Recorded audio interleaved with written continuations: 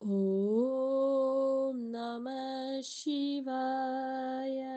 My ആസ്ട്രോവിനിന്റെ എൻ്റെ എല്ലാ പ്രേക്ഷകർക്കും ഹൃദ്യമായ സ്വാഗതം. ശനിയുടെ സ്ഥാനം മാറുന്നത് നമ്മുടെ ജീവിതത്തിൽ നിരവധി തരത്തിലുള്ള സ്വാധീനങ്ങളാണ് സൃഷ്ടിക്കപ്പെടുന്നത്. അതിലൂടെ ചിലപ്പോൾ ഗുണപരവും അല്ലെങ്കിൽ പ്രതിസന്ധി ഉണ്ടാക്കുന്നതുമായ ഫലങ്ങളൊക്കെ അനുഭവിക്കേണ്ടി തന്നെ നിങ്ങൾക്ക് വരാം. എന്നാൽ ഈ പ്രാവശ്യത്തെ ശനിപ്രദോഷം അഥവാ ശനി ത്രയോദശി പ്രത്യേക പ്രാധാന്യമുള്ള ദിനമായിട്ട് തന്നെയാണ് കണക്കാക്കപ്പെടുന്നത്. ശിവനും പാർവതിക്കും സമർപ്പിതമായ ഈ പുണ്യദിനം ഉണ്ടല്ലോ, ആത്മീയമായി ഏറെ ശക്തിയുള്ള സമയമാണ്. ഈ വർഷം ഫെബ്രുവരി 14 ശനി പ്രദോഷം ആരംഭിക്കുന്നത്. ഈ ദിനത്തിലെ ശിവപാർവതി അനുഗ്രഹം ലഭിക്കുന്നുവെന്നാണ് വിശ്വാസം. ജീവിതത്തിലെ അനുകൂലമായ മാറ്റങ്ങൾ ഉണ്ടാകുമെന്നാണ് കരുതപ്പെടുന്നത്. പ്രദോഷ സമയത്ത് ശിവനും പാർവതിയും ആരാധിച്ചിട്ട് പരിഹാര പൂജകൾ നടത്തുന്നത് ജീവിതത്തിലെ അനുകൂല ഫലങ്ങളും നേട്ടങ്ങളും ഒക്കെ കൈവരിക്കാൻ നിങ്ങളെ സഹായിക്കും. ഇതാണ് വിശ്വാസം. നിലവിലെ ശനി മീനം രാശിയിലാണുള്ളത്. അതിനാൽ തന്നെ ഈ ശനി ത്രയോദശിക്ക് പ്രത്യേക പ്രാധാന്യം തന്നെയുണ്ട്. ഈ ദിനം ചിലർക്ക് ഭാഗ്യവാതിൽ തുറക്കുന്ന ഒരു സമയമായിട്ടാണ് മാറുക. വേദജ്യോതിഷത്തിന്റെ അറിവ് പ്രകാരം ഈ ശനി പ്രദോഷത്തിൽ കൂടുതൽ അനുഗ്രഹം ലഭിക്കാൻ പോകുന്ന ഭാഗ്യരാശികൾ ആരൊക്കെയെന്ന് നമുക്കിന്ന് വിശദമായിട്ട് തന്നെ പരിശോധിക്കാം. തുലാം, മീനം, ധനു, ഇടവം ഇവയാണ് ആ ഭാഗ്യരാശികൾ. നമുക്കാദ്യം ഇടവരാശി ഫലത്തിലേക്ക് കടക്കാം. ഇടവൻ രാശിക്കാർക്ക് വരുമാനത്തിൽ ശ്രദ്ധേയമായ വർധനവും ലാഭത്തിലെ ഇരട്ടിയോളം മുന്നേറ്റവും പ്രതീക്ഷിക്കാവുന്ന ഒരു ഘട്ടം തന്നെയാണിത്. ശനി ഇപ്പോൾ ഇവരുടെ 11ാം ഭാവത്തിലൂടെയാണ് സഞ്ചരിക്കുന്നത്. അതുകൊണ്ട് തന്നെ സാമ്പത്തിക വളർച്ചയുണ്ടല്ലോ, ഗണ്യമായിട്ട് നിങ്ങൾക്ക് അനുഭവപ്പെടാനുള്ളൊരു സാധ്യത തന്നെയാണ് കാണുന്നത്. നിക്ഷേപങ്ങളുടെ മികച്ച ഫലങ്ങൾ നൽകുകയും പ്രതീക്ഷിച്ച നേട്ടങ്ങൾ കൈവരിക്കാൻ നിങ്ങളെ സഹായിക്കും. കുടുംബത്തിൻ്റെ ശക്തമായ പിന്തുണ അല്ലെങ്കിൽ ആത്മവിശ്വാസം വർദ്ധിപ്പിക്കുന്നത് തന്നെയാണ് കാണുന്നത്. ദീർഘകാല സമ്പാദ്യ പദ്ധതികളിൽ പ്രവേശിക്കുന്നത് കൂടുതൽ ഗുണപരമായിട്ടും മൊത്തത്തിലെ അനുകൂലവും വളർച്ച നിർഭരവുമായ മാറ്റങ്ങളൊക്കെ ഈ സമയത്ത് നിങ്ങളെ തേടിയെത്തും. അടുത്തത് തുലാം രാശി. ശനി ഇപ്പോൾ 6ാം ഭാവത്തിലൂടെയാണ് സഞ്ചരിക്കപ്പെടുന്നത്. ഇത് കടബാധ്യതകളിൽ നിന്നും മോചനം ലഭിക്കാനും ദൈനംദിന ജീവിതത്തിലെ അനുകൂലമായ മാറ്റങ്ങളൊക്കെ അല്ലെങ്കിൽ വിജയങ്ങളൊക്കെ കൈവരിക്കാൻ നിങ്ങളെ സഹായിക്കും. അത്തരമൊരു സമയമായിട്ട് നമുക്കിത് കണക്കാക്കാം. ശനി ത്രയോദശി ദിനം കടങ്ങളിൽ നിന്ന് വ്യക്തമായ പരിഹാരം ലഭിക്കാനുള്ള അവസരമായിട്ട് തന്നെ മാറുന്നുണ്ട്.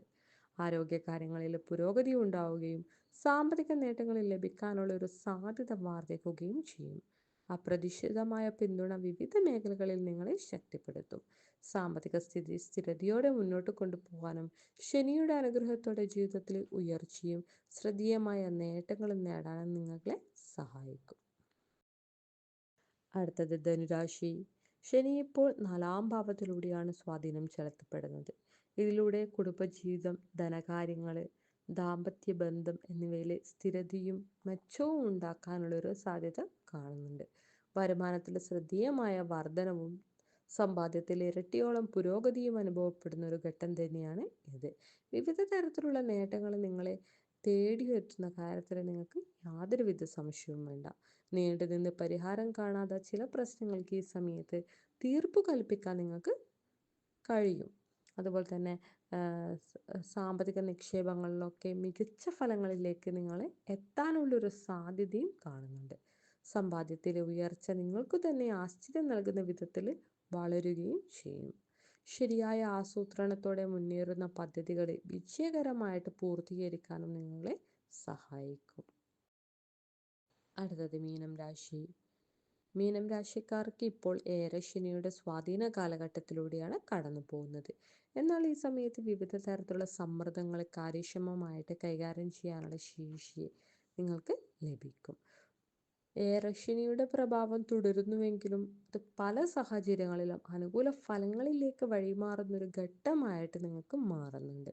പുതിയ തുടക്കങ്ങൾക്കും നിർണായകമായ മാറ്റങ്ങൾക്കൊക്കെ ഇത് അനുയോജ്യമായ സമയമാണ്.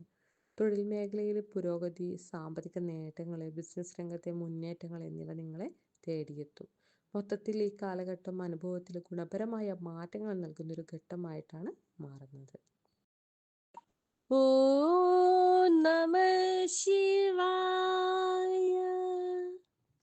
മൈ ആസ്ട്രോവിനിൻ്റെ എല്ലാ മാന്യപ്രേക്ഷകർക്കും എൻ്റെ ഹൃദ്യമായ സ്വാഗതം.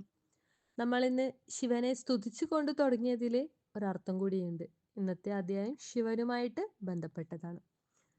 നമ്മളെല്ലാവരും ശിവഭക്തന്മാരായിരിക്കും. പക്ഷേ നമ്മൾ അമ്പലത്തിൽ പോയി കഴിഞ്ഞു കഴിഞ്ഞാൽ ചില 4 തെറ്റുകൾ ആവർത്തിക്കാറുണ്ട്.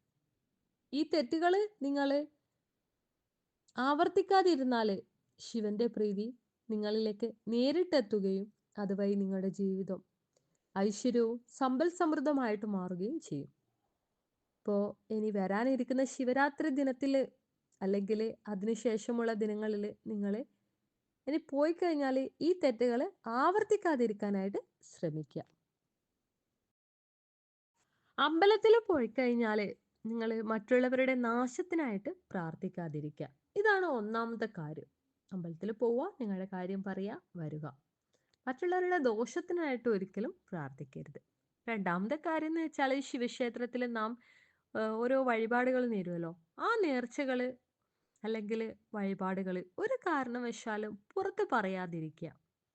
മൂന്നാമത്തെ കാര്യം എന്ന് വെച്ചാൽ ശിവക്ഷേത്രത്തിൽ പോയിട്ട് ആദ്യം നന്ദി പ്രതിഷ്ഠയിൽ 3 തവണ ഓം നമ ശിവായ എന്നിങ്ങനെ ചൊല്ലി നന്ദിയെ പ്രാർത്ഥിച്ചിട്ട് വേണം ശിവഭഗവാനെ തൊഴാൻ വേണ്ടിയിട്ട്. നാലാമത്തെ കാര്യം എന്ന് വെച്ചാല് സംശയത്തോടെ ഭഗവാനെ തൊഴാനായിട്ട് നിങ്ങൾ പോവാൻ പാടില്ല. ഇത് നടക്കുമോ എന്ന രീതിയിൽ അല്ല, ഇത് നടക്കും എന്നുറച്ച് വിശ്വസിച്ചുകൊണ്ട് നിങ്ങൾ ശിവഭഗവാനെ പ്രാർത്ഥിക്കുക. ഇതുവഴി നിങ്ങളുടെ ജീവിതം ഐശ്വര്യവും സമ്പൽ സമൃദ്ധവുമായിട്ട് മാറും. ശിവപ്രീതി നിങ്ങളിലേക്ക് നേരിട്ടെത്തുന്ന കാര്യത്തിൽ ഞാൻ തീർച്ച പറയുകയാണ്. ഇന്നത്തെ കുഞ്ഞു അധ്യായം നിങ്ങൾക്ക് ഇഷ്ടമായെങ്കിൽ ഞങ്ങളുടെ ചാനൽ സബ്സ്ക്രൈബ് ചെയ്യാനും മറ്റുള്ളവരിലേക്ക് ഷെയർ ചെയ്യാനായിട്ട് ശ്രമിക്കുക. നന്ദി, നമസ്കാരം.